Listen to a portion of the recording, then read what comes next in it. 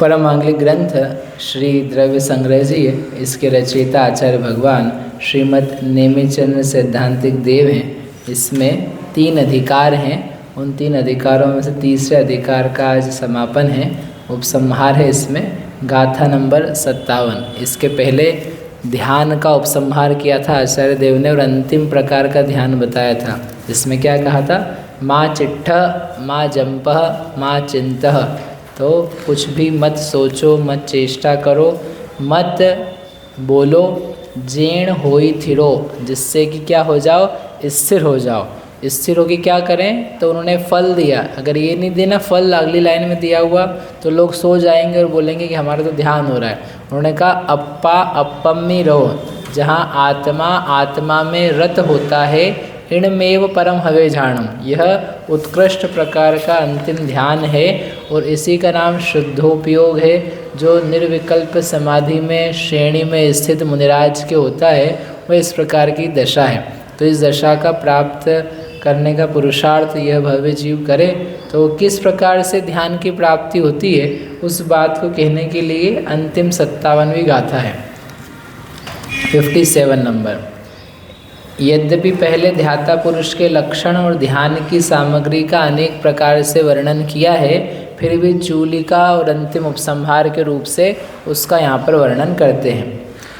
तव सुध वदवम चेदा, जान रह धुरंधरो हवे जम्हा, तम्हा तत्तियणिरदा, तल्लद्धिये सदा हो। क्या कह रहे? तव सुद वदम, तप में, श्रुत में, वद वत, व्रत में, वान, वम यानी वान किया उसका अर्थ, तप श्रुत व्रत वान होकर के, चेदा जो चेतयिता है, चेता यानी चेतने वाला, चेतन आत्मा। चेतन आत्मा क्या करे? व्रतों को, तपों को और श्रुत को धारण करे। क्यों करे धारण? धारण करने वाला जो चेता आत्मा है, ये विशेषण बनाया, वह झाण रह धुरंधरो हवे। झाण यानी ध्यान, ध्यान रह, रह यानी रथ, ध्यान रूपी रथ है उसका धुरंधर, इसको बोलते हैं ना धुरंधर है ये। धुरंधर यानी धुरा को धरने वाला, धुरा को यानी उसकी मूल को, उसको कंट्रोल को करने में धुरंधर उसको धारण कर रहा है व्यक्ति, तो उसे कहते हैं धुरंधर। रथ की धुरा होती है, रथ की लगाम होती है, जिसके पास वो धुरा है वो उसको कंट्रोल करके चलाता है। मनोरह पहेसु भमई जो चेदा, समय सार में प्रभावना अंग में दिया है।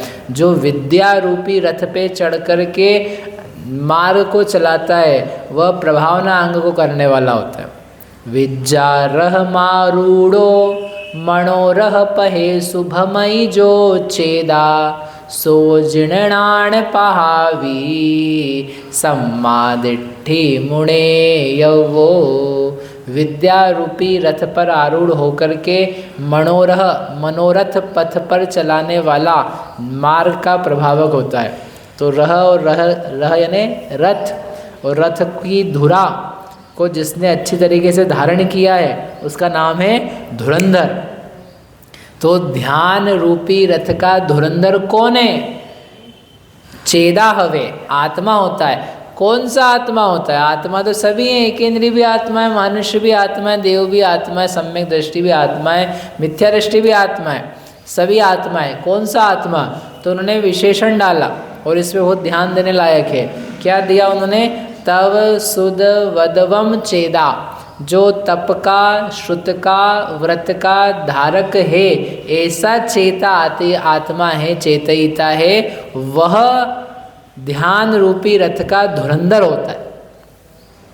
मतलब ये जो तप श्रुत व्रत हैं, इनकी प्राप्ति करने पर ध्यान की प्राप्ति होती है, ऐसा आचार्य कह रहे हैं। जम्हा, चूंकि रीजनिंग दे रहे वो, जम्हा चूंकि ऐसा होता है, तम्हा इसलिए, निष्कर्ष क्या करो? तत्तीय निरदा, तत्ती यानी उनमें, उन तप श्रुत व्रत में निरदा, निरत हो, महाराज जी किस लिए हो?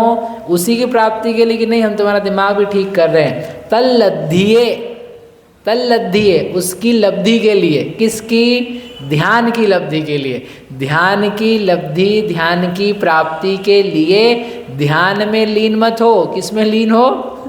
तप में, व्रत में, श्रुत में। तत्तीय निरदा तल्लद्धिये होई, होह, होई नहीं होह, हो यानी हो, आप लोग हो जाओ। कब?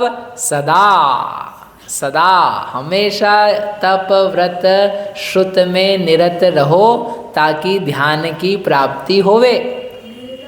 निरदा यानी निरत, मग्न, लीन, उसमें डूबा हुआ।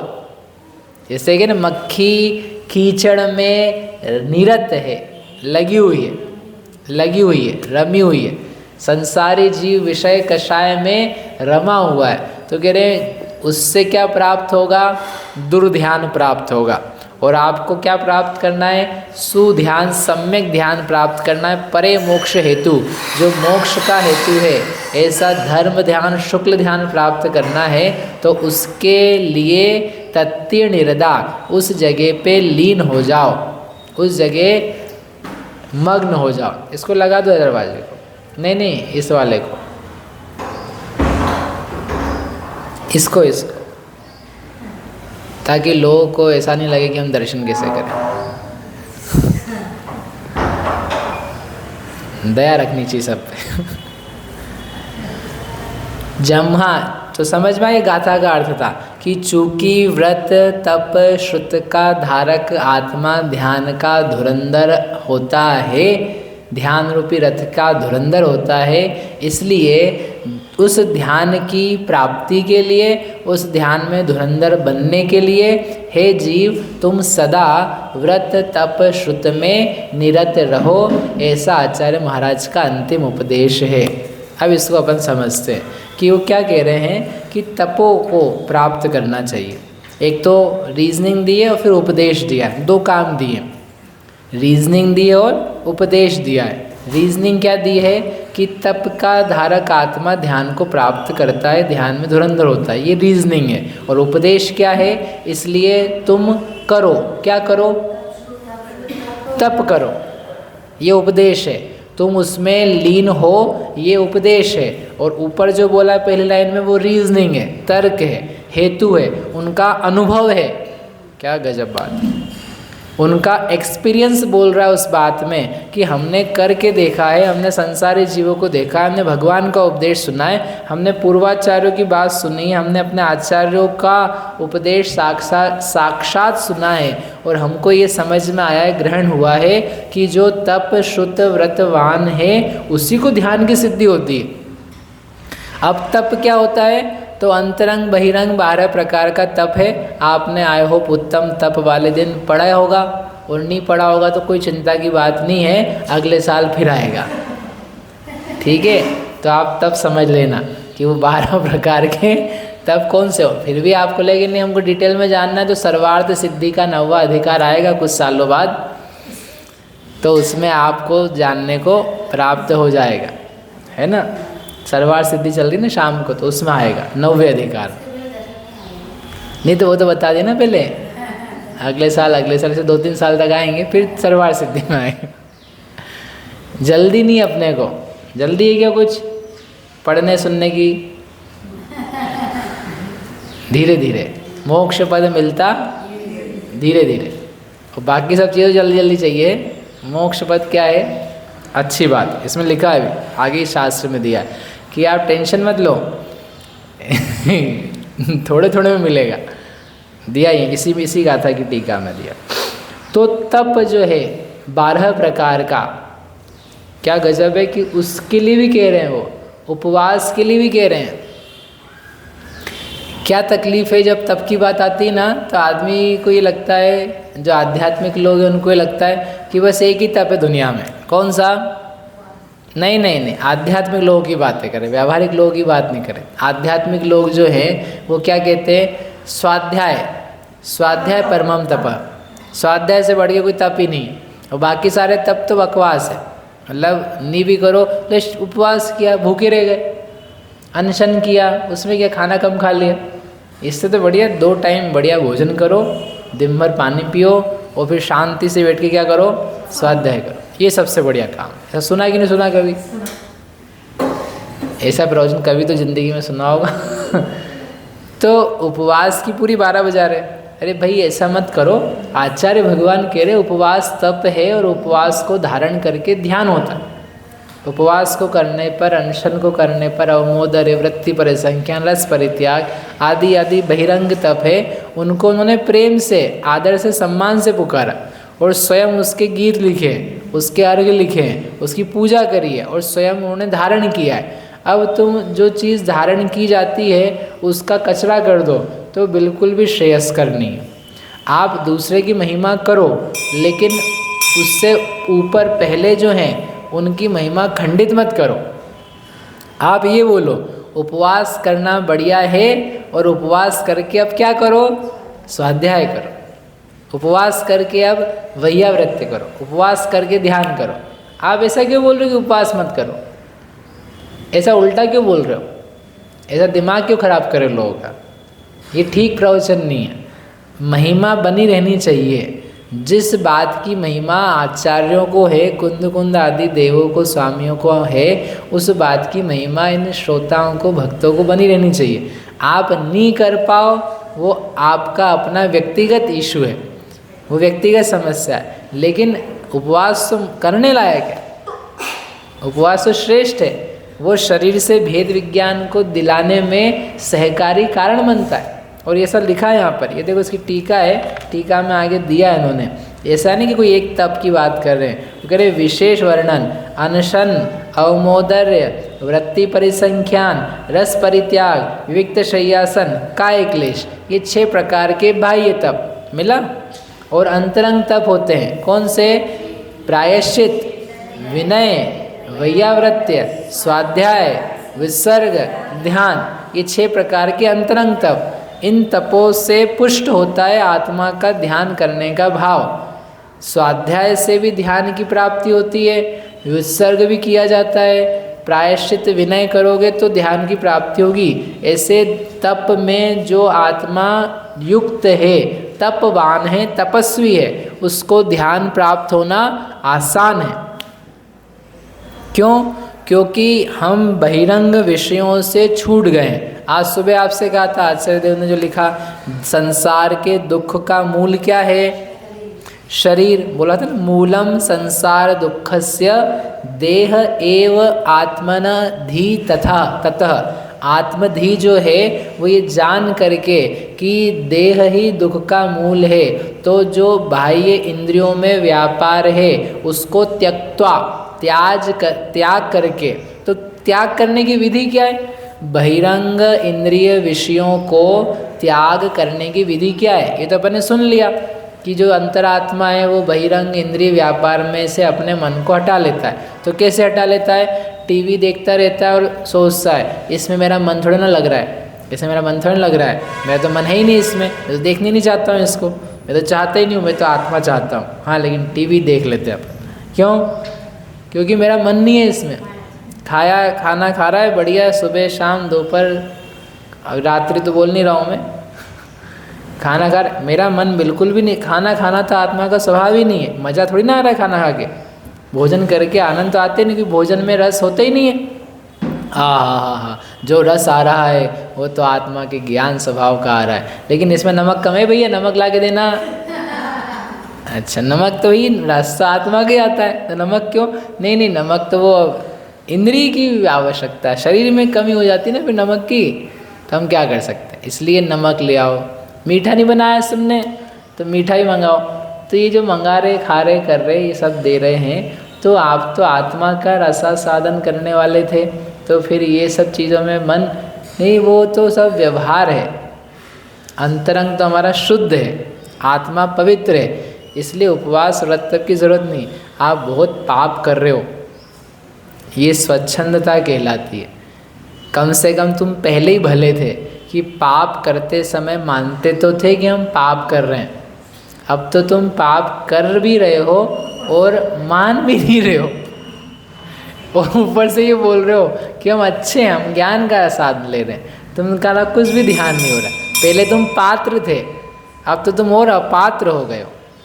ऐसा मत करो और ऐसा मत बताओ, ये बहुत गंदा है, बहुत खराब है अपने लिए। तो हम क्या करें, आप व्रत की महिमा लाओ, तप की महिमा लाओ, जितना बनता है उतना करो और शांति से बैठ करके ध्यान का प्रयास करो, ध्यान का अभ्यास करो। आपकी रोज़मर्रा की जो चेष्टाएं क्रियाएं हैं उनको करते करते, या ये जो अशुभ कार्य हैं उनको करते करते कोई अच्छा ध्यान नहीं होता है।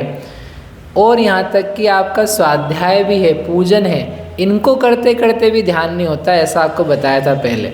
क्योंकि ध्यान एक अलग प्रकार की क्रिया, चेष्टा, संवेदना, उपयोग है। उसके लिए अपने आप को शुभ आयतन में जोड़ करके इंद्रिय के व्यापार, जो भोग की वासना है, उससे हट करके मन भी शांत पड़ जाए कि हाँ नहीं मिलेगा भोजन चलेगा, नहीं मिलेगा रस चलेगा, ये व्यक्ति तो ऐसे ही, आत्मा ऐसे ही, हम ऐसे ही रहेंगे। मन शांत हो जाए व्यक्ति का भोगों से, फिर वो मन लगने के लिए तैयार हो, किस में, आत्म तत्व की प्राप्ति में,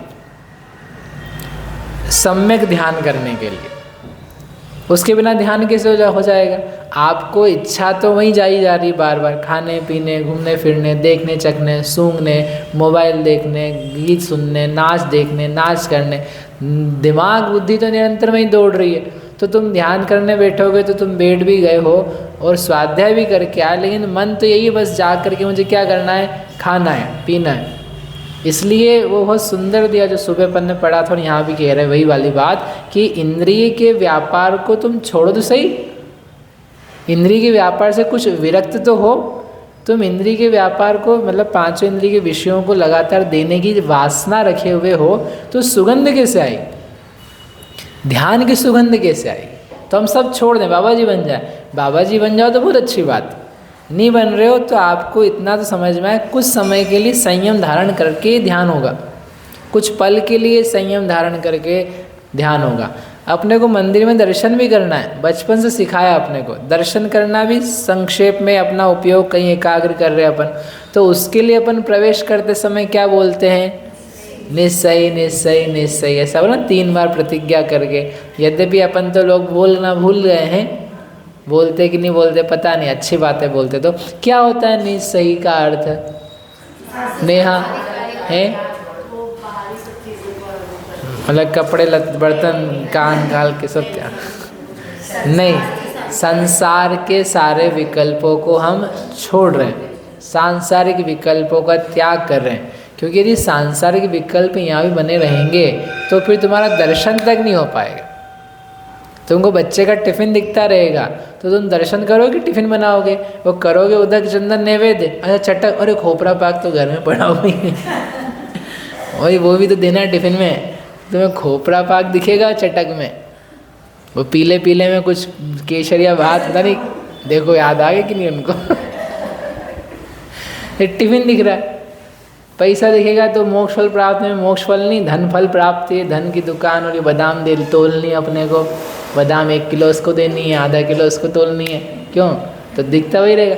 तुम छोड़ दो भैया, तुम पूजा पाठ कर लो, थोड़ा दर्शन कर लो। उस तक के लिए क्या चाहिए, थोड़ा त्याग चाहिए। त्याग करे बिना आपको उपलब्धि तो दुनिया में नहीं होती। यदि आपको स्त्री संबंधी सुख चाहिए, किसी पुरुष को स्त्री संबंधी, स्त्री को पुरुष संबंधी सुख चाहिए यदि, तो त्याग करे बिना कैसे मिल जाएगा। अपने शील का, अपने ब्रह्मचर्य का त्याग करे बिना तुम्हें कैसे मिल जाएगा सुख। अपने जो धन का है, धन को आप बांटोगे ना, अभी तो आप अकेले कमा रहे, किसके पास जा रहा सारा पैसा, किसके पास जा रहा, माई सेल्फ, अकेले। और अभी कोई शादी वादी हो जाए, विवाह हो जाए, तो फिर क्या होगा, तो बंटवारा होगा बटेगा, फिर वो धन बटेगा, घर में लगेगा, ऐसा होगा। अभी तो क्या है, अकेला है। तो आप त्याग करे बिना उस सुख को प्राप्त कर कैसे सकते हो, लौकिक सुख भी कैसे प्राप्त कर सकते हो। लौकिक सुख भी यदि चाहिए, किसी को समझो नेहा आपके पास सुंदर होने के लिए आना है, ठीक है, वो व्यक्ति आ गया, मेरे को सुंदर बना दो, तो आप सुंदर बना दोगे उसको, ठीक है ना, तो उसको मज़ा आएगा। फिर तो वो सुंदर बनाने के लिए त्याग करेगा कि ग्रहण करेगा, अरे धन का त्याग करे बिना ये सुंदर थोड़ा बना देंगे, कोई चैरिटी थोड़ा खोल रखी है। ठीक है, तुम जितना धन का त्याग करोगे उतना तुमको हम सुंदर बना देंगे, उसके हिसाब से उस माफिक में। नहीं नहीं नहीं नहीं, वो तो बना देंगे। कुछ भी मतलब आपको चाहिए है, त्याग करना होता है। तो उत्तम ध्यान का धुरंधर बनना है। क्या बात है, बढ़िया धुरंधर लिखा उन्होंने, झाण रह धुरंधरो। मतलब पुराना कितना शब्द होगा आप सोचो। अपन बोलते धुरंधर धुरंधर धुरंधर आदमी, धुरंधर मूल गाथा में लिखा धुरंधर, कि धुरंधर बनना है तो इतना श्रेष्ठ तप चाहिए है और उसमें धुरंधर बनना है तो कुछ तो उसकी एलिजिबिलिटी होगी ना, कि नहीं हमने स्वाध्याय किया। तुम करोड़ों शास्त्र का स्वाध्याय कर लेना, धुरंधर नहीं बनोगे, ध्यान रखना। जब तक तपस्वी नहीं होते हो, जब तक तप को प्राप्त नहीं होते, तो स्वाध्याय भी तो तप है। तो स्वाध्याय ही अकेला तप नहीं है, तुम्हारा एकांत तुमको मिथ्या दृष्टि बना रहा है। जो तुम ये पकड़े हुए हो रट कि स्वाध्याय ही तप है, तो स्वाध्याय ही नहीं, ऐसा बोलो स्वाध्याय भी तप है। भगवती आराधना पढ़ो आप, उसमें इतना सुंदर दिया है। वैयाव्रत तप की इतनी महिमा गाई है उन्होंने। वैयाव्रत ही तप है, वैयाव्रत को करने वाला मोक्ष में जाता है। वैयाव्रत जो करेगा साधु की, उसकी समाधि में सहयोग करेगा, तो आचार्य देव ने उसको लिखा है कि यह मोक्ष का पात्र है। वैयाव्रत को 16 कारण भावना में लिखा है, लिखा है कि नहीं। मतलब ये है कि सब तप जो हैं उनकी महिमा होती है। ध्यान की फिर महिमा करी, झाण ही तप है। स्वाध्याय को भी छोड़ दिया पीछे, तो हम स्वाध्याय नहीं करेंगे। स्वाध्याय तो आप कर रहे हो, लेकिन स्वाध्याय ही मत करते रहो, बाकी भी तप है। ठीक है, समझ में आए तप। फिर दिया उन्होंने शुद्ध, शुद्ध यानी श्रुत, श्रुत का धारक होना चाहिए। श्रुत का धारक अर्थात आगम का ज्ञाता होना चाहिए। आगम भी एक पुस्तक उठा करके तुमने आगम का ज्ञाता नहीं, फिर तुम उस पुस्तक के ज्ञाता हो। आचार्य देव ने ये नहीं लिखा है यहाँ पर कि एक इस ग्रंथ का ज्ञाता होगा उसको ध्यान की धुरंधरता होगी। क्या लिखा है? श्रुत। तो कौन सा शुद्ध बेटा? प्रथमानियोग की, कर्णानियोग की, चरणानियोग की, द्रव्यानियोग की? द्रव्यानियोग। अच्छा, द्रव्यानियोग में भी सारा द्रव्यानियोग कि थोड़ा द्रव्यानियोग? नहीं नहीं, अध्यात्म वाला द्रव्यानियोग। अच्छा, अध्यात्म में भी सारा अध्यात्म की थोड़ा? नहीं नहीं, उसमें भी हमारे पास तो एक ही शास्त्र है। कौन सा? अब जो भी जिसको पसंद हो, परमात्मा प्रकाश किसी को, समय सार किसी को नहीं। हम तो बस ये एक पढ़ते हैं और एक करके हमारा तो हो जाएगा। लेकिन तुम एकांत में जा रहे हो, बिल्कुल गलत शिक्षा प्राप्त करिए, क्योंकि शास्त्र में ये नहीं दिया है। शास्त्र में उन्होंने कहा था श्रुत का धारक, उन्होंने कहा था चारों अनुयोगों का धारक, और यदि विस्तार में जाओगे श्रेष्ठ ध्यान करने वाला द्वादशांग का धारक। शुक्ल ध्यान होता है श्रेष्ठ ध्यान, सबसे लास्ट का ध्यान, और उसके लिए लिखा है शुक्ले चाद्य पूर्व विधा। जो आदि के शुक्ल ध्यान होते हैं वो किसको होते हैं? पूर्व विधा। जो पूर्व का 14 पूर्व का ज्ञाता है, 10 पूर्व का ज्ञाता है, 14 अंग, 11 अंग, 14 पूर्व सुने कभी? बोलो हाँ। अभी नाम नहीं पूछ रहा हूँ मैं। तो उस 14 पूर्व में सारे पूर्व का जो ज्ञाता है उसके होता है शुक्ल ध्यान, वो बनते अरिहंत भगवान, श्रेष्ठ मार्ग। इसलिए आगम में मुझे बस यही किताब पढ़नी, यही पढ़नी और बाकी नहीं पढ़नी, बाकी तो बेकार है, उसको टाइम खराब करना, उपयोग लगाना, अपना उपयोग भ्रमाना। ऐसे ऐसे प्रवचन दाता हैं जो ये कहते हैं कि यदि शास्त्र में तुम पढ़ रहे हो, लब्धि साहब पढ़ रहे हो, गुमट साहब पढ़ रहे हो, कर्मकांड पढ़ रहे हो, प्रथमानुयोग पढ़ रहे हो, तो ये सब क्या है? सब टाइम की बर्बादी है, उपयोग की बर्बादी है। ऐसा तो अपने को पढ़ना ही नहीं है। अपने तो क्या पढ़ना है? अकेला हम लोगों को फ़ोन लगाते थे शिविर में आने के लिए, तो एक भाई को फ़ोन लगाया तो वो क्या बोला हमसे कि हम शिविर में नहीं आएंगे। उनके ठीक, क्यों नहीं आओगे भैया, क्या है तकलीफ़? तो बोले भैया मेरे तो एक ही काम है, उपयोग को स्वच्छ रखना, अपने उपयोग को संभालना, यही मेरा एक काम है, बाकी मैं इधर उधर नहीं लगता हूँ। उनके अच्छा, मतलब हम लोग यहाँ जो कर रहे हैं ये हम उपयोग को तुम्हारा गंदा कर रहे हैं। मतलब आचार्य देव नेमिचंद्र आचार्य जो लिख रहे हैं लब्धि सार घूमट सार, तो उनका प्रयोजन क्या है कि ये सब अच्छे उपयोग वाले आध्यात्मिक लोग हैं, इनको क्या करना है, अपने को गंदा करना है ताकि मोक्ष नहीं पहुंच जाए। या गजब हो गया है, तो ये तो बहुत ही सुंदर काम हो रहा है। मतलब तुम्हारा बोल क्या रहे हो आप, हम उपयोग को संभाल रहे हैं तो यहाँ उपयोग क्या खराब करवा रहे हैं, हम उपयोग को स्वच्छ कर रहे हैं तो क्या गंदा कर रहे हैं। ये प्रथमान योग पढ़ के अपन अपने मन को खराब कर रहे हैं, चरणान योग पढ़ करके खराब कर रहे हैं। नहीं हम भेद ज्ञान करते तो ये क्या कुभेद ज्ञान करा रहे, अभेद ज्ञान क्या करवा क्या रहे हैं। तुम समझ लो तुम्हारा वचन कितना खोटा और किस डायरेक्शन में जा रहा है। श्रुत की अवहेलना, श्रुत का अवर्णवाद कर रहे हो आप मुंह से, आगम का अवर्णवाद। वो कह रहे कि हम सही बता। तो आप सोचो कि उन्होंने ये लिखा है श्रुतवान हो, अच्छा श्रुत का अभ्यास हो, खूब श्रुत का अभ्यास हो, श्रुत में लगी हुई बुद्धि हो। एक व्यक्ति क्या बोल रहा है, बोले कि शास्त्र पढ़ रहे ज़्यादा तो तुम्हारी बुद्धि क्या है, व्यभिचारिणी। क्या है व्यभिचारिणी, मतलब खोटी बुद्धि है, पापी बुद्धि है। कि यदि शास्त्र पढ़ने ही व्यभिचारी है, पना है, तो फिर आदमी जाए कहाँ, फिर टीवी देखने में जाए, दुकान चलाने में जाए, पाप करने में जाए, क्या करे। बाकी टाइम तो आप वही करते हो। तो अच्छा शास्त्र पढ़ रहा था, हमारे मन का शास्त्र पढ़ना चाहिए तो तुम सही हो, और हमारे मन का नहीं पढ़ रहे तो तुम सब गलत हो। तो इसलिए ये अच्छा अंतिम उपसंहार दिया है कि नहीं, श्रुत, आपको पता है सारे प्रकार को श्रुत को पढ़ने से अपनी बुद्धि व्यवस्थित होती है, ज्ञान व्यवस्थित होता है।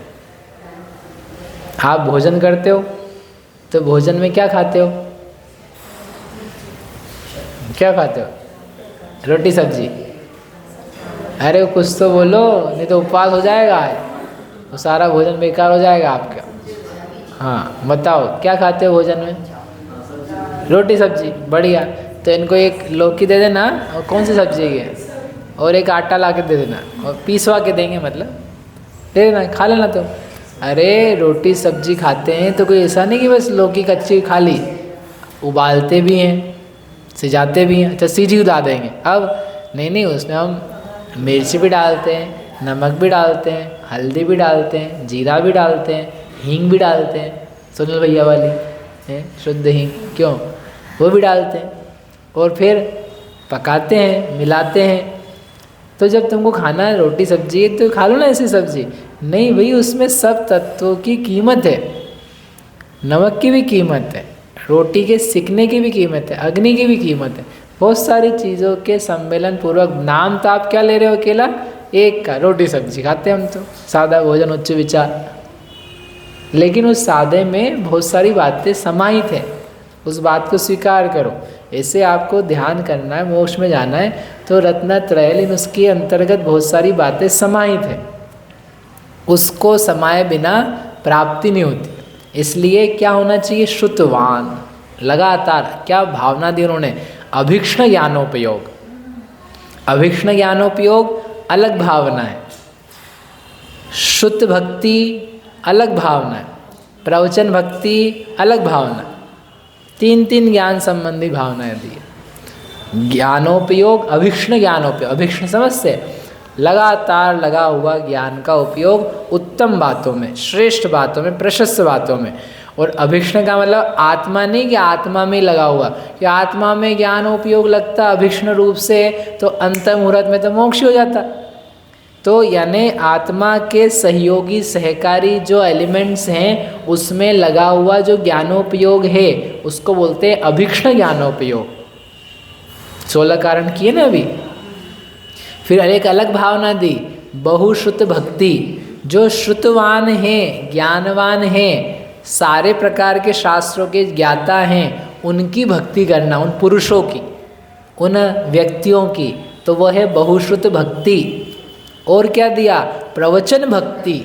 प्रवचन भक्ति यानी ये जो सारा का सारा प्रवचन है, द्वादशांग है, जिनवाणी है, कर्म का जिसमें वर्णन है, महापुरुषों का जिसमें वर्णन है, उनके लिए उछलती हुई भक्ति कि क्या बढ़िया शास्त्र हैं, क्या उपादेय चीज़ें हैं महाकल्याणकारी जीव के लिए, ऐसा नहीं बस एक शास्त्र के लिए, नहीं तो वो समय सार भक्ति हो जाती, बहुश्रुत भक्ति, प्रवचन भक्ति।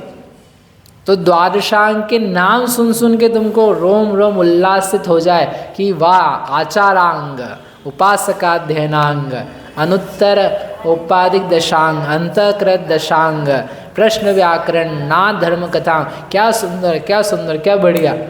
तुमको नहीं समझ में उसमें क्या है और क्या काम का है, क्या काम का नहीं। तुम्हें तो भक्ति तो है भगवान के वचनों के प्रति। ये ऐसी अंग अंग में एक एक शब्द छाँट छाँट के बस ये काम का, ये काम का, तुम्हारा दिमाग खराब है।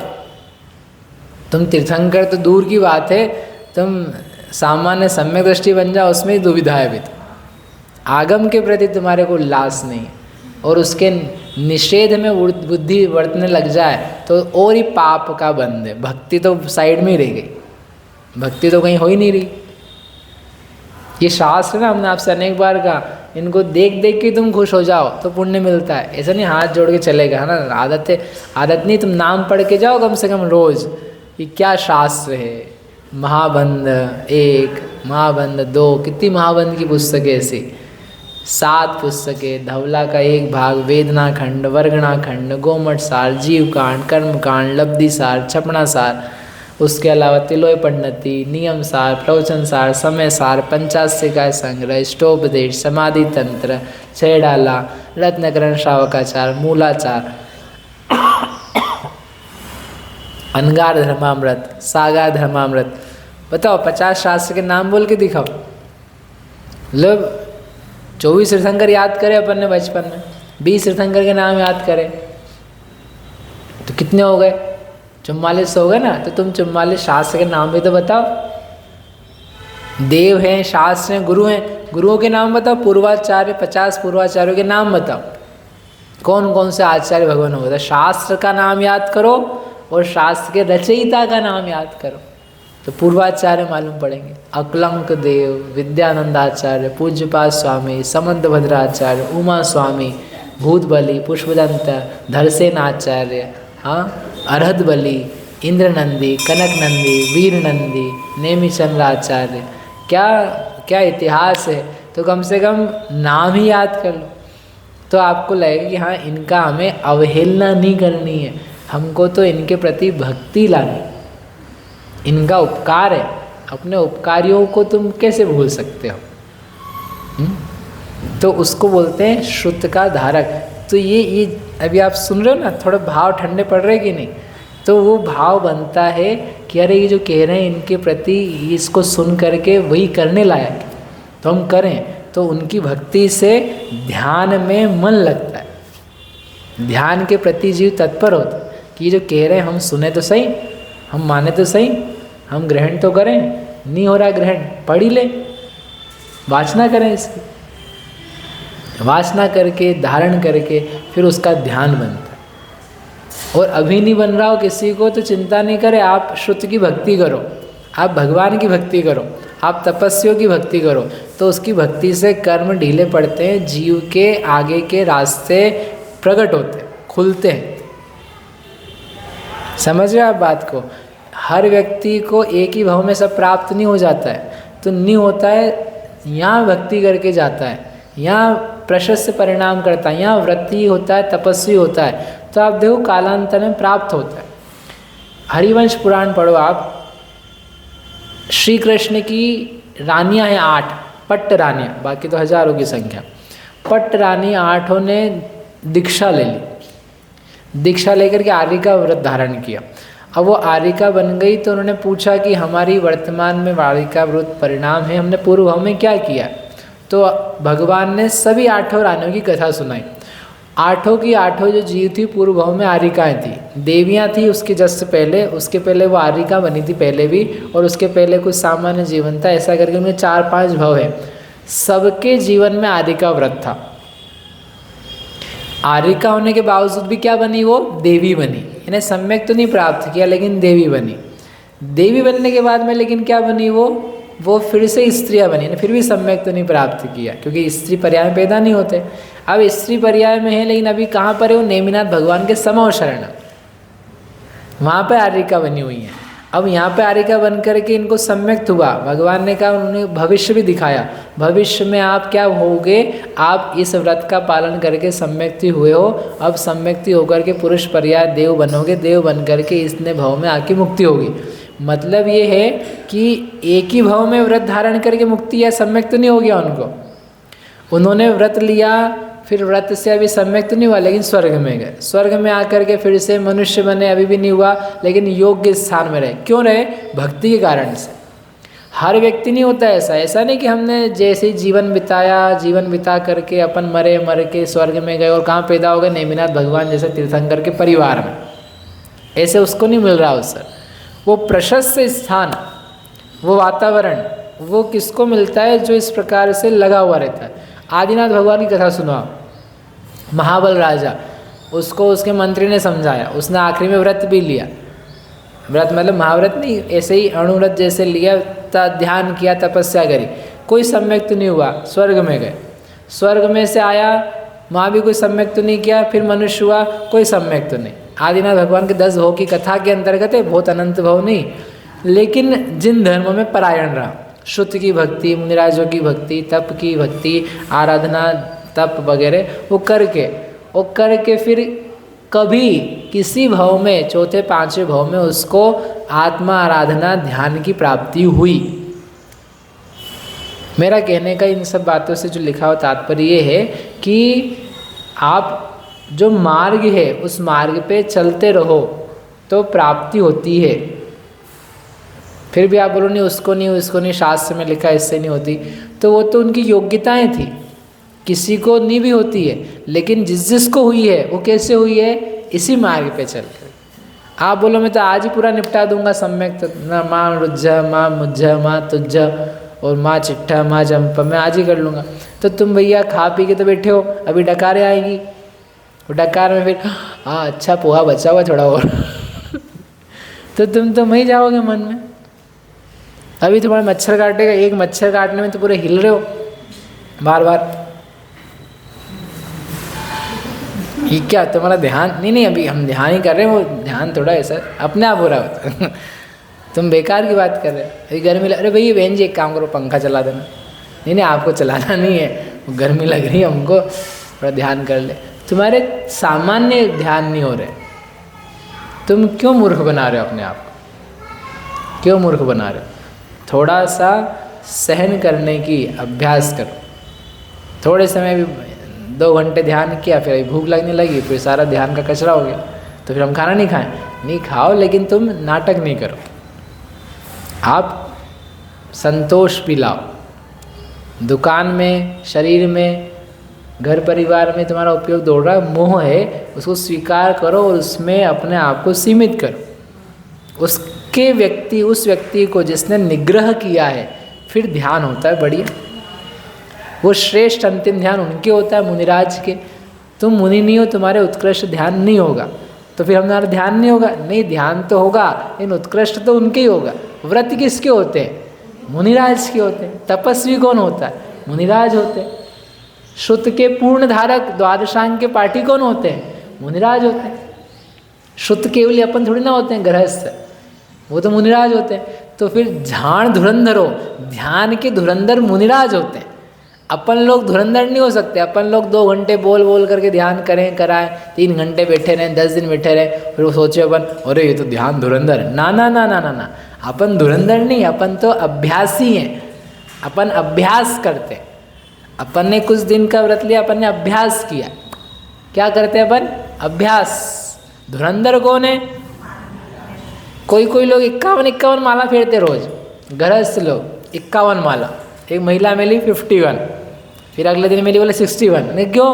बोले 10 माला और ले ली महाराज जी से। 61 माला कब फेरते हो? बोले सुबह 3 बजे से उठ जाते हैं, वो क्या करते हैं? माला फेरते। तो बताओ धुरंधर है कि नहीं? अरे 61 फेरो कि 100 फेरो, अभी भी तुम धुरंधर नहीं होंगे। क्यों? धुरंधर तो व्रती होते, वो धुरंधर होंगे। तुम नहीं फेरे, नहीं फेरो आप। वो सब क्या है? अभ्यास, ध्यान का अभ्यास।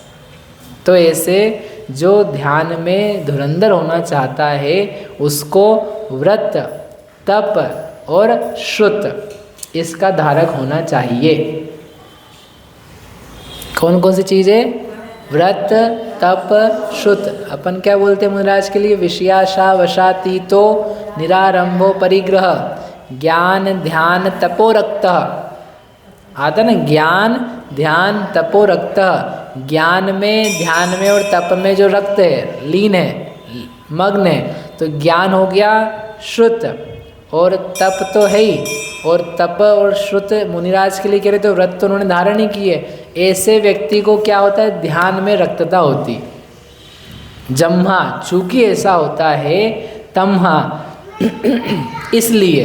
अब इसमें उपदेश है। ये तो आपको सिद्धांत समझ में, इतनी बात समझ में आई क्या? कि ऐसे व्यक्ति का ही ध्यान में धुरंधरता आना योग्य है, लाजिमी बात है, योग्य बात है। वह ही व्यक्ति ध्यान को उत्तमता से प्राप्त कर सकता है। अब चूंकि ऐसा है तो आचार्य कह रहे अब सुनो हमारी अंतिम बात। तल लब्धिये, उस ध्यान की लब्धि के लिए, प्राप्ति के लिए तुम क्या करना?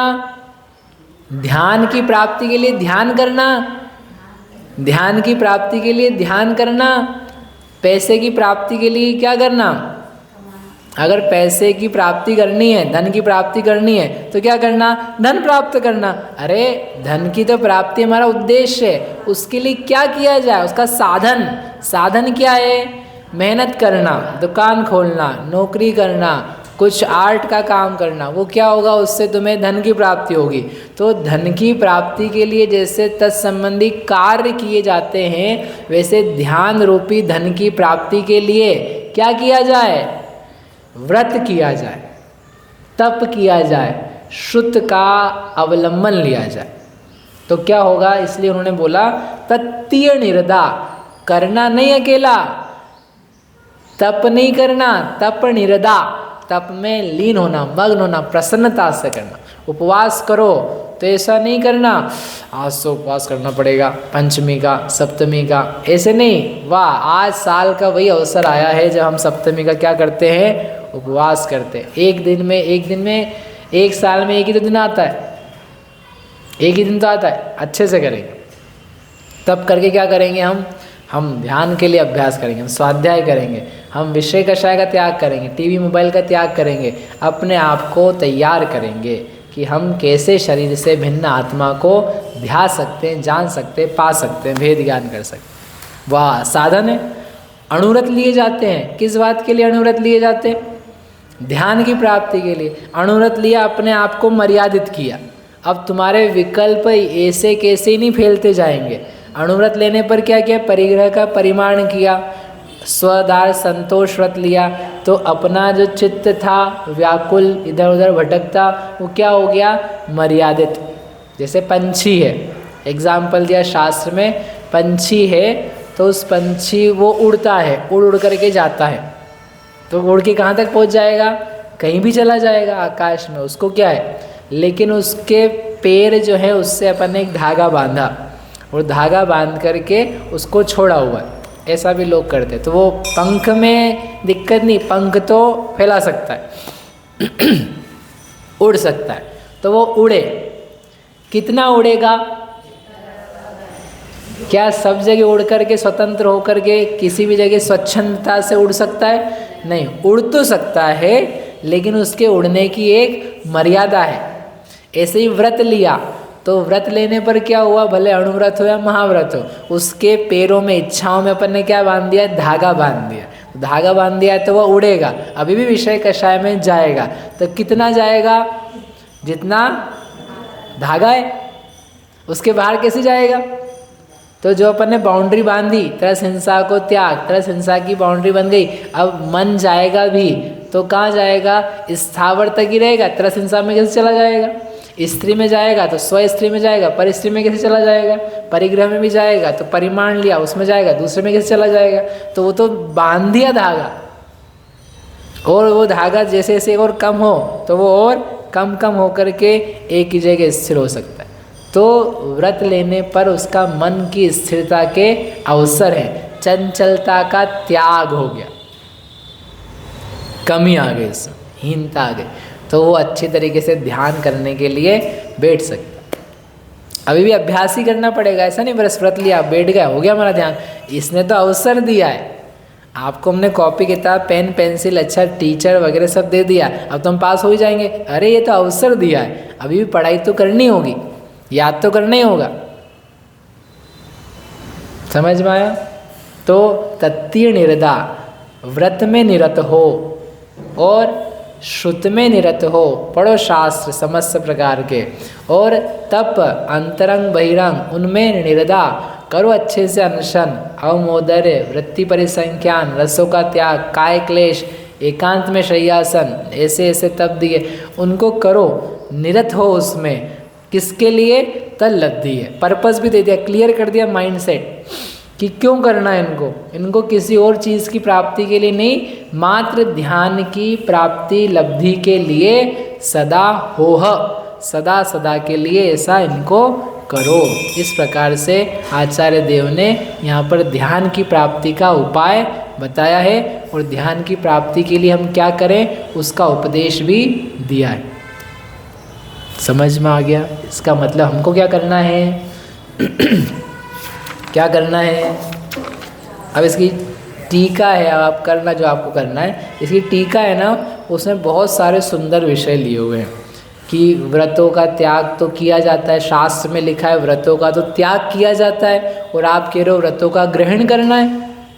ये तो उल्टा हो गया, शास्त्र में दिया हुआ है व्रतों का त्याग करना है। तो आचार्य देव ने उसका भी उत्तर दिया है कि आपने सुना है वो ठीक सुना है, लेकिन सीक्वेंस क्या है, क्रम क्या है, और किस प्रकार से त्याग करना है, इसका तुमने क्या तात्पर्य समझा है। क्योंकि ये बोलने वाले व्रती हैं कि व्रतों का त्याग करना है, अव्रतों को छोड़ करके व्रतों को धारण किया जाता है, और फिर त्रिगुप्त समाधि को प्राप्त करके व्रतों का विकल्प भी छूट जाता है।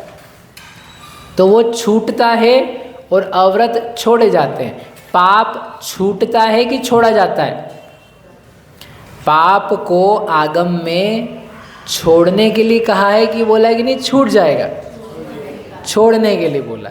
और जो व्रत हैं पुण्य कार्य हैं उनको छोड़ने के लिए बोला है कि छूट जाता है छूट जाता है। नहीं आया समझ में? पाप जो हैं, जैसे कोई दीक्षा लेता है तो पाप छूट जाता है कि छोड़ता है व्यक्ति? बुद्धिपूर्वक मैं पापों का त्याग करता हूँ, हिंसा, झूठ, चोरी, कुशील, अब्रह्म, परिग्रह का त्याग कर रहा हूँ, हाथ से फेंक करके कि मैं ये फेंकता ही नहीं, आभूषण वगैरह कान के निकाले, गले के निकाले, सिर के बाल निकाले, उन सबको छोड़ता है। मतलब उसने प्रयास किया, उसने बुद्धिपूर्वक छोड़ा है, पाप छोड़ा जाता है। और जो शुभ है, पुण्य है, वो छोड़ा नहीं जाता है। वह जब आप आत्म ध्यानस्थ होगे, लीन होगे तो छूट जाएगा।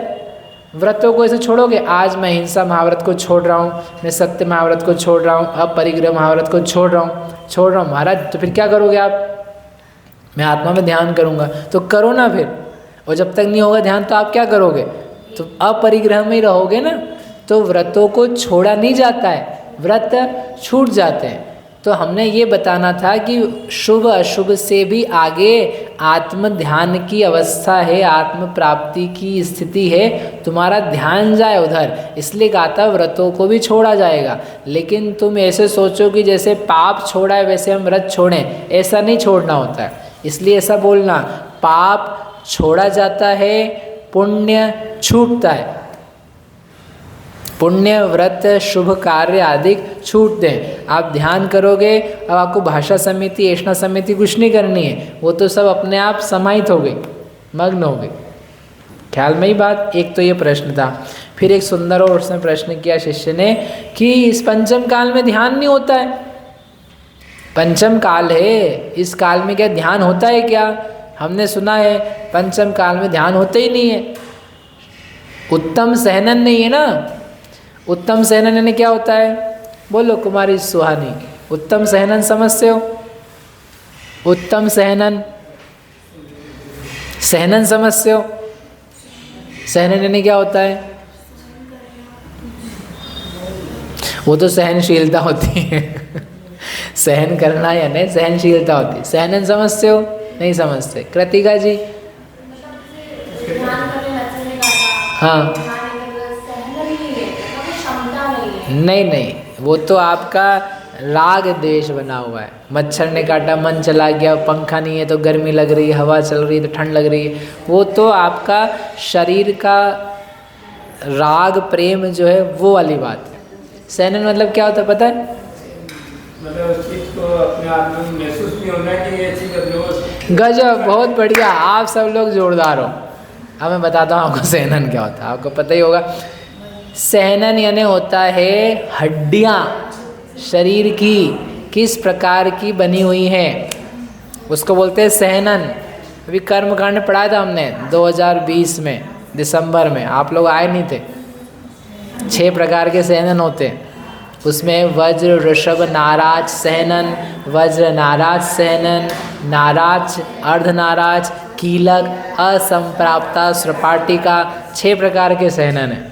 उसमें वज्र ऋषभ नाराज, उसका नाम आता तो लोगों की आंखें चौड़ी हो जाती, वाह कितना मज़ा आएगा, वो मिल जाएगा तो फिर ना मच्छर काटेगा तो पता लगेगा, ना भूख लगेगी तो पता लगेगा, ना गर्मी होगी तो पता लगेगा। गलत जवाब, बिल्कुल गलत बोल रहे हो आप, आपको नहीं पता है, ऐसा नहीं होता है। वज्र ऋषभ नाराज सहनन से ये सर्दी गर्मी का कोई संबंध नहीं है।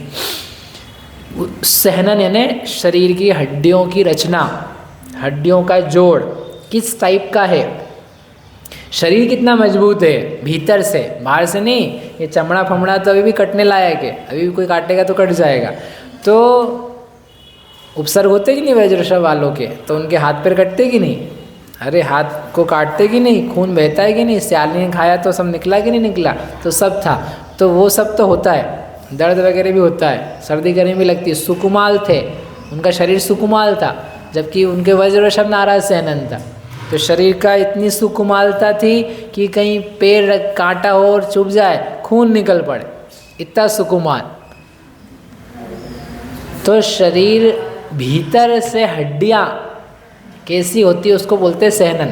तो वो बोलता है व्यक्ति की सहनन जो है वो तो बहुत कमज़ोर है, यानी वर्तमान में वज्र ऋषभ नाराज नहीं है, वज्र जैसी हड्डियाँ नहीं है, वज्र जैसे जोड़ नहीं है, उसका जो लपेट है वो वज्र का नहीं है। और शास्त्र में लिखा है उत्तम सहनन से एकाग्र चिंता निरोधो ध्यान मा अंतर्मुहूर्तात्, 9वें अधिकार का सूत्र है तत्वार सूत्र का, कि उत्तम सहनन वाले के ध्यान होता है। तो इसको लेकर के शिष्य बोलता है ध्यान तो हो ही नहीं सकता है, वाई?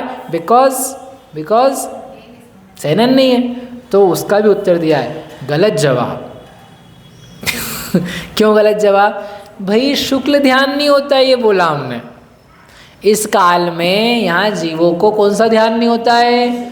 शुक्ल ध्यान नहीं होता है, श्रेणी पे चढ़ना नहीं होता है, 8वां 9वां 10वां 11वां 12वां गुणस्थान वाला जो ध्यान है वो नहीं होता है। लेकिन ये किसने बोला कि 4थे 5वें 6ठे 7वें में जो धर्म ध्यान होता है वो नहीं होता है? धर्म ध्यान होता है। कुंद कुंद आचरण का फिर रेफरेंस दिया उन्होंने, गाथा दी। आज भी इस भरत काल दुष्म काल में भरत क्षेत्र में लोग मुनिराज ध्यान करके त्रिरत्नते शुद्ध होकर के गुप्त होकर के त्रिगुप्तियों से युक्त होकर के ध्यान समाधि को प्राप्त कर रहे हैं। और प्राप्त ध्यान को करके वे निर्वाण की प्राप्ति तो नहीं कर रहे हैं, देवराज बन रहे हैं, इंद्र बन रहे हैं, लोकांतिक बन रहे हैं। तो इसलिए ध्यान नहीं होता ऐसा मत बोलो, ध्यान तो होता है, इसलिए तुम ध्यान करो, ध्यान का निषेध मत करो।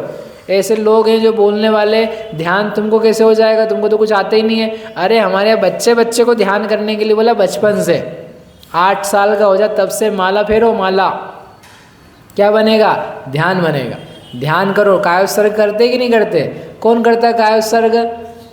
सभी लोग करते। स्वाध्याय पाठशाला के बच्चों तक को सिखाया जाता है कायोत्सर्ग करो। तो कायोत्सर्ग क्यों बोल रहे फिर इनको, जब ध्यान होता ही नहीं है? अरे सिखा रहे हो आप कि ध्यान किया रो, कराया जाता है, सिखाया जाता है, बताया जाता है। तो आचार्य देव ने यहाँ पर टीका में सब दिया है कि नहीं, इस वर्तमान काल में भी ध्यान होता है। गृहस्थ के भी यथा योग्य ध्यान होता है। जैसा मुनिराज के ध्यान होता है वैसा गृहस्थ को नहीं होता है। लेकिन गृहस्थ को नहीं होता ऐसा नहीं बोला, तत्वार सूत्र में सूत्र दिया है। वह धर्म ध्यान का स्वामी कौन है? स्वामित्व का सूत्र है। तत् अविरत देशविरत प्रमत्त संयत योग। वह किस किस के होता है? अविरत सम्यक दृष्टि, 4थे गुणस्थान गृहस्थ को, 5वें गुणस्थान गृहस्थ को, 6ठे 7वें गुणस्थानवर्ती मुनिराज को, इन सबको कौन सा ध्यान होता है? धर्म ध्यान। इसलिए होता है, आप मना नहीं करो, शास्त्र में दिया। ठीक है। एक और प्रश्न दिया, ऐसे बहुत सुंदर सुंदर प्रश्न है कि भाई मोक्ष तो नहीं होता है, और आपने कहा मोक्ष के लिए ध्यान होता है, तो मोक्ष नहीं हो रहा तो हम ध्यान क्यों करें? ध्यान किस लिए करा जाता है? काय के लिए? मोक्ष के लिए। ध्यानम, ध्यान परम हेतु, मोक्ष का परम हेतु है। तो मोक्ष होता है क्या इस काल में? बोलो, नहीं होता है। तो फिर हम ध्यान क्यों करें? जब फल नहीं मिलेगा तो हम ध्यान क्यों करें? जब फल मिलेगा ना उस दिन करेंगे, अगले भाव में करेंगे। अगले में भी नहीं तो अगले के अगले में करेंगे। जब हमको मोक्ष आप बताओगे, हाँ अब मोक्ष हो सकता है, now I will do it. तो आचार्य ने उसका भी उत्तर दिया कि गलत जवाब। क्यों? क्योंकि परंपरा से मोक्ष होता है, साक्षात मोक्ष नहीं हो रहा तुम्हें ध्यान से अभी, लेकिन परंपरा से मोक्ष होता है। परंपरा से मतलब, परंपरा का मतलब ये है कि अभी तुम करोगे तो बीज डलेंगे, उसमें कोपल आएगी, उसका अंकुर फूटेगा, अंकुर फूट करके प्लांट के 2 पत्ते आएंगे, पत्ते आके कोपल आएगी, कोपल आकर के वृक्ष बनेगा, फिर ऊपर से फूल आएंगे, फूल आकर के फल आएगा, फल पकेगा। तो तू फल पकेगा और तू बोल रहा आज मैं बीज नहीं डालूं। बीज तो डालो, बीज डालो, तुम्हारे को कभी किसी काल में सुख मोक्ष की प्राप्ति होगी। और जब तक नहीं मिल रहा है वो, तब तक तुम्हें ध्यान से जो मिल रहा है वो आनंददायक होगा, वो उत्तम होगा, श्रेष्ठ होगा। इसलिए ऐसा नहीं करो। ऐसे करके और भी सारे हैं, काफ़ी सारे। जीव की सिद्धि, अध्यात्म किसे कहते हैं, बहुत ही सुंदर टीका है, आप स्वयं पढ़ लेना। अब एक ही गाथा बची है जो कि उपसंहार की है, तो अपन 5 मिनट हैं अपने पास, 4 मिनट वो पढ़ के पूरा कर लेते हैं। 58 नंबर की गाथा है, क्योंकि ग्रंथ अपने को क्या करना है, अपने को आज पूर्ण करना है। क्या? हाँ, बढ़िया। उत्तम सहनन आपने हड्डी की रचना बताई, तो उसका ध्यान से क्या संबंध है?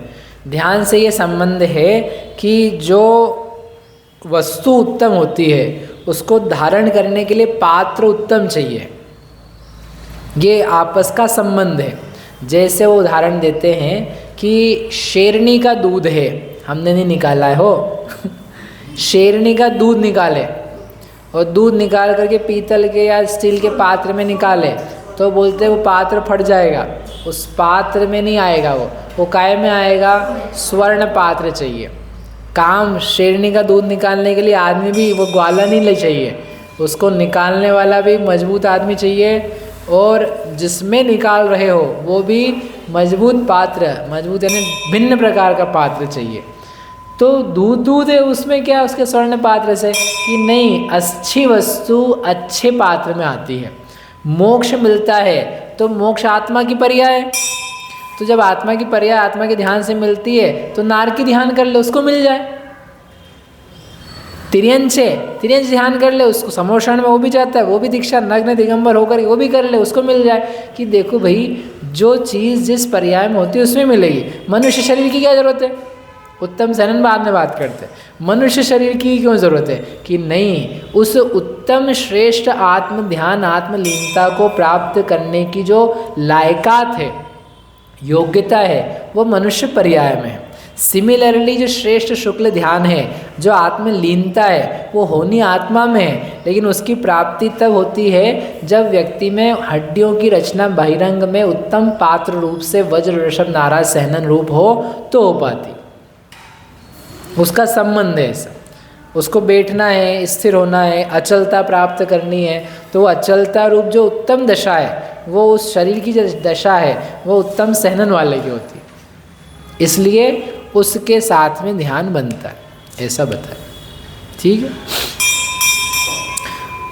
शरीर उत्तम मिल जाएगा उससे मोक्ष नहीं मिल जाएगा। शरीर उत्तम होने पर भी लोग नरक में जाते हैं। 7 नरक में कौन जाता है? वज्र ऋषभ नाराज सहनन वाला। साम आप नहीं जा सकते हो, आपको जाना है तो पहले शरीर चेंज करना पड़ेगा। स्त्री वैसे भी 6वें नरक तक ही जाती है, पुरुष को ही सौभाग्य है कहाँ? 7 नरक जाने का। 7 नरक कौन जाती है? जाती नहीं, जाता है पुरुष ही जाता है। समझे सुनील भैया, ध्यान रखना। सर्वार सिद्धि भी कौन जाता है? सर्वार सिद्धि भी कौन जाता है? उत्तम सहनन वाला, वज्र ऋषभ नाराज सहनन वाला। तो उन प्रकार के पाप करने के लिए, भाव करने के लिए, शुभ भाव करने के लिए, उस प्रकार की उत्तमता प्राप्त करने के लिए उत्तम सहना चाहिए। ठीक, चलो भैया अंतिम पढ़ना है कि नहीं पढ़ना है? आपको हाँ ही बोलना है। 58 दौव संगहमिणं मुनिनाः दोष संचय चुदा सुद पुण्या शोधयन्तु तणुसुत्तधरेण नेमि चंद मुनिना भणियं जम। अब आचार्य इसमें अपना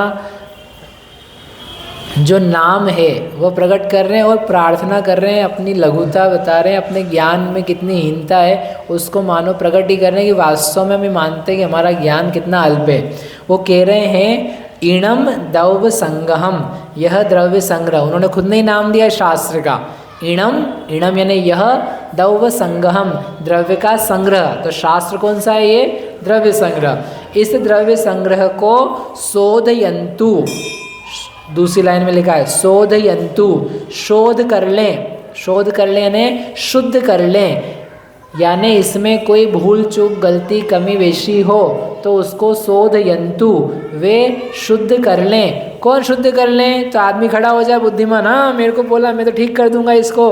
अरे मूर्ख तू बैठ जा, तेरे को नहीं बोला है। किसको बोल रहे हैं? मुनिनाहा, जो मुनियों के नाथ हैं, जो मुनिराज के स्वामी हैं, ज्ञानी हैं, श्रुत के धारक हैं, ऐसे मुनिनाहा, मुनियों के नाथ, और दोष संचय चुदा, जिनके दोषों का संचय च्युत हो गया है, जिन्होंने राग द्वेष पर विजय प्राप्त कर ली है, जो वीतरागी हो गए हैं, ऐसे जो मुनिराज हैं राग द्वेष रहित, दोषों से रहित और शुद्ध पुण्या, श्रुत में पूर्ण, जिनको श्रुत का भली भांति ज्ञान है, हमारी बातों को नहीं समझ पाए ऐसे अज्ञानियों से नहीं कहना है। जो श्रुत को जानते हैं, द्वादशांग को जानते हैं, श्रुत में जिनकी बुद्धि रमी हुई है, ऐसे जो मुनियों के नाथ हैं, दिगंबर आचार्य, दिगंबर उपाध्याय, दिगंबर मुनिराज हैं, उन सब से हमारी प्रार्थना है, हमारे अग्रजों से हमारी प्रार्थना है। और ऐसा नहीं कि पहले वाले, जो आगे भी आने वाले मुनिराज हैं,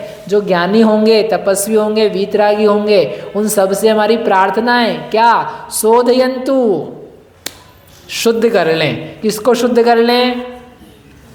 इणम दौव संगहम, इस द्रव्य संग्रह को वे शुद्ध कर लें। यदि उनको कोई गलती लगती हो तो हमारा कोई इस पे एकांत विचार नहीं है कि ये बिल्कुल ठीक होगा। आपको लगता है आपके पास कोई आगम का आधार, सूत्र का आधार है, तो आप है मुनिगणों, आप इसको शुद्ध कर लेना। कितनी बड़ी बात है। अपनी लिखी हुई रचना में आदमी लोग ये लिखते हैं सर्वाधिकार सुरक्षित, बुक्स पे आता है नहीं, पेटेंट, पेटेंट रहता है। आप एक अक्षर भी इसमें बदले हो तो फिर खैर नहीं है आपकी, ऐसा लिखते हैं। और आचार्य कह रहे हैं no copyrights, no patents, even we are saying आप चेंज कर सकते हो, लेकिन सुनो, काल्पनिक नहीं, मनमाना नहीं, अल्पज्ञानी से नहीं। तुम दोष संचय चुदा, आप में दोष नहीं है, आप निर्मल बुद्धि के हो, आपको वीतरागता है, आप जगत का कल्याण चाहते हो, आपको स्व पर कल्याणकारी हित बुद्धि प्रवर्त रही है। ऐसे निर्मल श्रुत के धारक, मुनियों के नाथ, आचार्य भगवंतों से प्रार्थना है कि आप भगवान इसको चेंज करने के लिए फ्री हो, इसको ठीक करने के लिए फ्री हो। शोधयन्तु, शोधना समझते, स्वर्ण को शोधा जाता है, तो स्वर्ण को शोधा जाता है ना, उसमें से किट्टिमा कालीमा निकाली जाती, उसको बोलते हैं शोधना। स्वर्ण को शोधना यानी उसमें से पाई जाने वाली अपवित्रताओं को निकाल के जो 16 कैरेट 16 ताव का 24 कैरेट का सोना है उसको प्रकट कर देना। तो वो उन्होंने प्रार्थना करी है ऐसा कर दें। और किसको? द्रव्य संग्रह, जो कि भणियम कहा गया है, किसके द्वारा? नेमि चंद मुनिना, नेमि चंद्र मुनिराज के द्वारा। आचार्य भी नहीं लिखा उन्होंने अपने आप को, क्योंकि आचार्य से प्रार्थना करें ना मुनिनाहा, तो नेमि चंद मुनिना, नेमि चंद्र मुनि के द्वारा भणियम कहा गया है। कैसे नेमि चंद्र? तणुसुत धरेण। आप नहीं बोल सकते हो ऐसा कभी अपने लिए लिखने के बाद में। क्या बोल रहे हैं? तणुसुत धरेण। तणु यानी तनु, थोड़ा थोड़ा, सूत्र धरेण, सूत्र को धारण करने वाले, थोड़े सूत्र को धारण करने वाले नेमिचंद्र मुनिराज के द्वारा यह कहा गया है। हम नेमिचंद्र ने कहा है, लेकिन कैसा कहा है कि कौन है हम? थोड़ा ही शुद्ध का ज्ञान है हमें, हम शुद्ध पूर्णा नहीं है। ऊपर जो दिया ना शुद्ध पूर्णा, हम शुद्ध पूर्ण नहीं है, शुद्ध पूर्ण तो अन्य है, उनसे हमारी प्रार्थना है। हम तो क्या है? तणु सूत्रधर। तणु यानी थोड़ा ही शुद्ध का हमें बोध है। ऐसा इतना बड़ा शास्त्र लिखा है, उसमें कोई गलती नहीं है, कोई कमी नहीं है, कोई न्यूनता नहीं है। निश्चय व्यवहार का गजब का वर्णन है, समन्वित वर्णन है। ऐसा आपको शास्त्र मिलना दुर्लभ है जिसमें हर गाथा में लगभग निश्चय व्यवहार का सम्मिलित, समन्वित, बराबर सम्यक वर्णन। ऐसा उत्तम शास्त्र लिखने के बाद भी आचार्य देव क्या कह रहे हैं? हमारा जो श्रुत है अल्पश्रुतम, अल्पश्रुतम, मैं तो क्या हूँ? अल्पश्रुत वाला हूँ। अपन लोग तो अपने आप को, हमने को कम ज्ञान है क्या? हम सब जानते। ऐसा बोलते कि नहीं बोलते? हमको सब खबर है, आप हमको समझाओ मत। बच्चे बोलते बड़े मम्मियों को, पिताजियों को, महाराज जी, तो महाराज जी आप हमको ज़्यादा नहीं समझा, हमको सब पता है।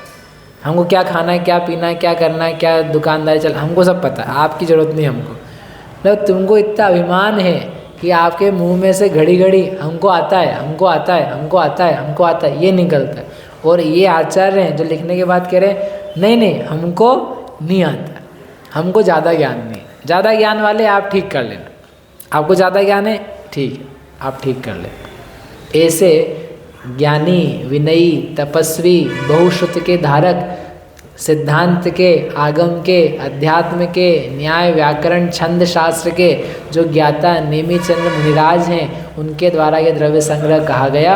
हम आप सभी इसको जान करके निज द्रव्य का संग्रह करें। बाह्य जो द्रव्य है उसका संग्रह छूटे, पाप का संग्रह छूटे, कषाय का संग्रह छूटे, मिथ्यात्व का, विपरीत, एकांत, विनय रूप जो अनेकों प्रकार का मिथ्यात्व उसका संग्रह छूटे, अपने हाथ से अधिक नव कषाय का संग्रह छूटे, राग, द्वेष, मोह, ममता, आहार, भय, मैथुन, परिग्रह, संज्ञाएं, निदान आदि का संग्रह छूट करके जो आत्मा गुणों का संग्रह है, ऐसे एक निज आत्म तत्व की प्राप्ति होवे, ऐसी मंगल भावना से ये शास्त्र यहाँ पर पूर्ण होता है। हम आप सभी इसका अध्ययन करें, टीका सहित पढ़ें। इसके पूरे पढ़ने में जो कोई त्रुटि बनी हो, कोई स्खलन हुआ हो, शब्द पद वाक्य से अपने को विपरीत कहने में आया हो, आपने कदाचित विपरीत ग्रहण किया हो, तो आगम के अवलंबन से अपन उन सब दोषों को ठीक करें, आगम को ही समझे पड़े।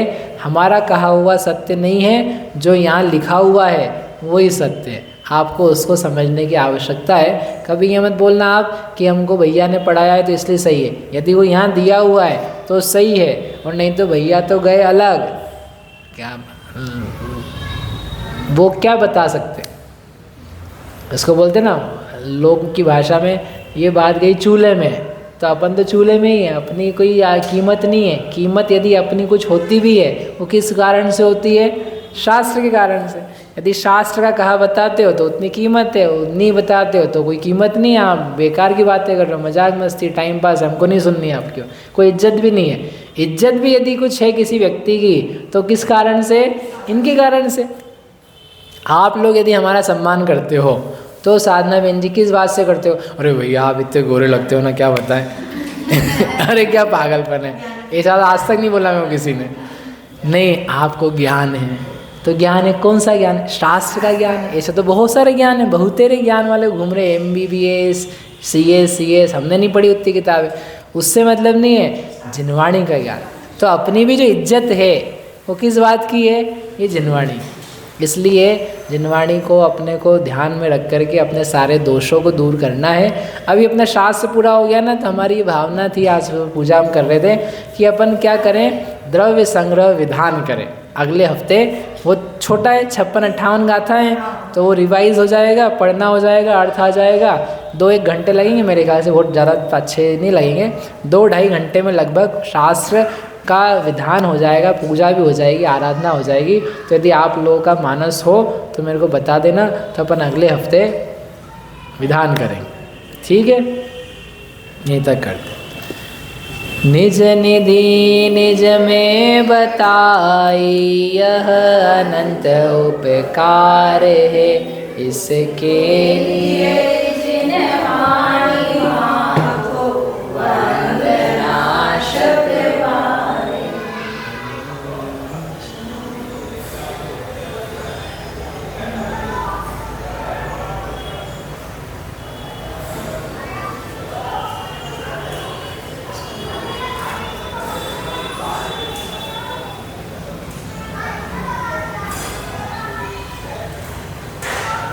दर्शन